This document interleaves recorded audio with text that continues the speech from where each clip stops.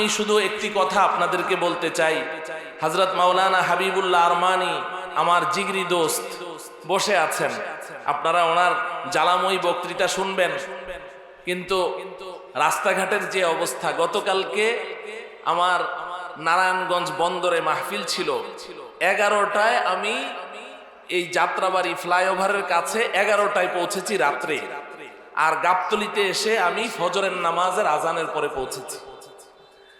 তো এই অবস্থা রাস্তাঘাটের, ঠিক এখনো ঠিক 9:30টায় গাবতলী থেকে রওনা দিয়ে এখন এসে এখানে পৌঁছলাম। তো রাস্তাঘাটের অবস্থা খুবই খারাপ।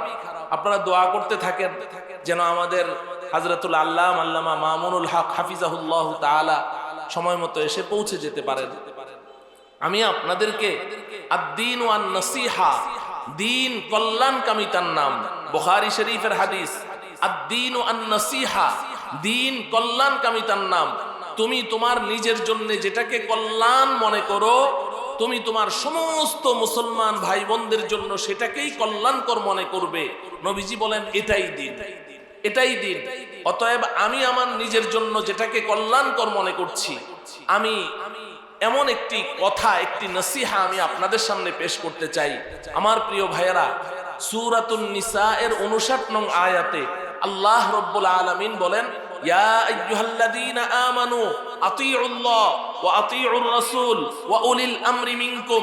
এই ঈমানদারেরা, তোমরা আল্লাহর অনুসরণ করো, রাসূলের অনুসরণ করো, এবং তোমাদের মধ্যে যারা হক্কানি রব্বানি উলামায়ে কেরাম আছেন তাদের অনুসরণ করো।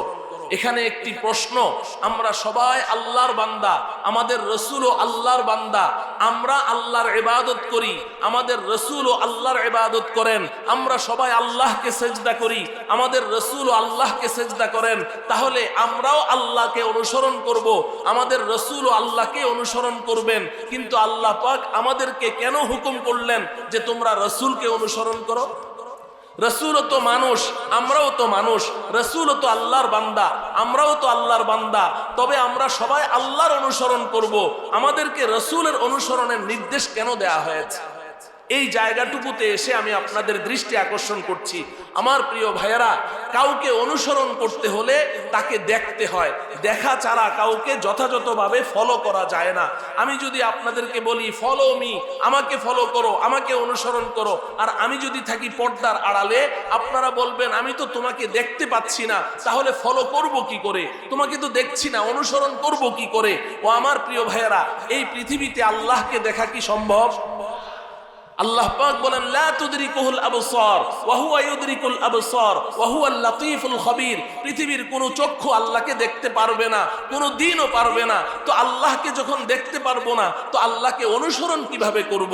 তো আল্লাহ রাব্বুল আলামিন বলেন, আমি এই ব্যবস্থা করে দিচ্ছি, আমার একজন প্রতিনিধি, আমার খলিফা, আমার দোস্ত মুহাম্মদ আরবি সাল্লাল্লাহু আলাইহি ওয়াসাল্লামকে আমি মডেল হিসেবে পাঠালাম। মান ইউতির রাসূল ফাকাদ আতা আল্লাহ। তাকে দেখো, তাকে দেখে দেখে তাকে ফলো করো, অনুসরণ করো। আমি আল্লাহ বলে দিচ্ছি, আমার এই রাসূলকে যারা অনুসরণ করলো তারা আমি আল্লাহকেই অনুসরণ করলো। আমার প্রিয় ভাইয়েরা, সাহাবায়ে কেরাম রাসূলকে দেখে দেখে অনুসরণ করেছেন। আমাদের সামনে কি রাসূল আছেন? তাহলে আমরা কাকে দেখব? আমরা কাকে দেখে অনুসরণ করব? আল্লাহকে। আমরা কাকে ফলো করে আল্লাহর অনুসরণ করব? আল্লাহ রাব্বুল আলামিন এই ব্যবস্থাও করে দিলেন, ওয়া উলিল আমরি মিনকুম। এই পরবর্তী আমার পয়গম্বরের উম্মতেরা, কিয়ামত পর্যন্ত আগত ওই সকল উম্মতেরা যাদের সামনে রাসূল নেই, আমি আল্লাহ তোমাদের এই ব্যবস্থা করে দিয়ে গেলাম, আমার রাসূলের ওয়ারিস, আমার রাসূলের উত্তরাধিকারী হক্কানি রব্বানি উলামায়ে কেরাম, তারা রাসূলের যথাযথ অনুসারী, তোমরা তাদেরকে ফলো করো যারা রাসূলের ওয়ারিস, উত্তরাধিকারী হক্কানি রব্বানি উলামায়ে কেরামকে দেখে দেখে অনুসরণ করবে। আমি আল্লাহ ঘোষণা দিলাম, তারা আমি আল্লাহকেই অনুসরণ করবে। এজন্য তৃতীয় পর্যায়ে এসে আল্লাহ বললেন, ওয়া উলিল আমরি মিনকুম, ওয়া উলিল আমরি মিনকুম। এজন্য আমার প্রিয় ভাইয়েরা, আপনারা এখানে যারা এই বিশাল মহাসমাবেশে উপস্থিত আছেন, আমার বিশেষ করে জেনারেল শিক্ষিত দিনদার আল্লাহ ভীরু মুত্তাকি পরহেজগার ভাইয়েরা, যারা আল্লাহকে ভয় করেন, যারা আখিরাতে বিশ্বাস করেন, আল্লাহ রাব্বুল আলামিন দায়িত্ব বন্টন করে দিয়েছেন। সূরাতুত তাওবার মধ্যে আল্লাহ পাক বলেছেন, ফালাউলা নাফারা মিন কুল্লি ফিরকাতিন মিনহুম তাইফা লিয়াতাফাক্কাহু ফিদ-দীন ওয়া লিয়ুনযিরু কওমাহুম ইযা রাজাউ ইলাইহিম লাআল্লাহুম ইয়াহযারুন। তোমাদের প্রতিটি এলাকা, প্রতিটি মহল্লা, প্রতিটি বস্তি থেকে কিছু মানুষ বের হয়ে যাও, সব মানুষ না, কিছু কিছু মানুষ বের হয়ে যাও, বের হয়ে দ্বীনের গভীর জ্ঞান, বুৎপত্তি, পাণ্ডিত্য অর্জন করবে।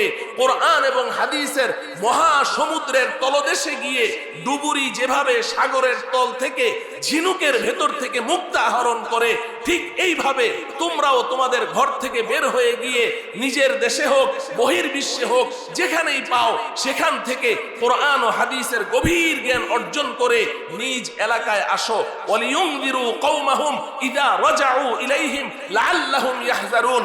তোমাদের যাদেরকে আমি আল্লাহ দয়া করে, মায়া করে এই দ্বীনের গভীর জ্ঞান দান করেছি, বুৎপত্তি দান করেছি, ফাকাহাত দান করেছি, তোমরা মুফতি হয়েছো, মুহাদ্দিস হয়েছো, ফকিহ হয়েছো, আমি আল্লাহ তোমাদেরকে নির্দেশ দিচ্ছি নিজ নিজ এলাকায় চলে আসো এবং এলাকাবাসীকে আমার প্রদত্ত এই ইলম, কোরআন ও হাদিসের এই গভীর ইলম অনুযায়ী তাদেরকে পরিচালিত করো।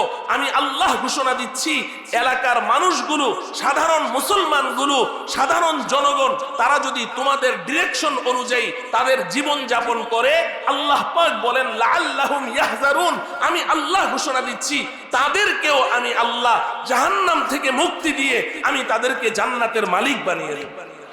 অতএব ভাই, কথা একেবারেই পরিষ্কার, উলামায়ে কেরামের দায়িত্ব আমানতদারিতার সাথে, নিজের ইলম অনুযায়ী আমানতদারিতার সাথে, আল্লাহর ভয় এবং তাকওয়া পরহেজগারিতার সাথে সাধারণ জনগণকে দ্বীনের পথ দেখাবে, হেদায়েতের পথ দেখাবে, বাতিলকে চিহ্নিত করে আপনাদের সামনে উপস্থাপন করবে।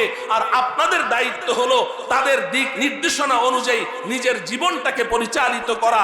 এই উভয় গ্রুপ যদি নিজ নিজ দায়িত্ব আমরা পালন করি, ইনশাআল্লাহ আল্লাহ রাব্বুল আলামিন আমাদের সকলের জন্য নাজাতের ফয়সালা করে দিবেন। আমি এই আহ্বানটুকু রেখে আমার আলোচনা এখানেই শেষ করছি। হযরত মাওলানা মুফতি হাবিবুল্লাহ আরমানি অবশ্যই তার আলোচনা শুনে তারপরে আপনারা জুমার নামাজের জন্য যাবেন। আল্লাহ পাক আমাদের আজকের এই মাহফিলকে কবুল করেন। ওয়া সাল্লাল্লাহু তাআলা আলা সাইয়্যিদিনা মুহাম্মদ ওয়া আলা আলিহি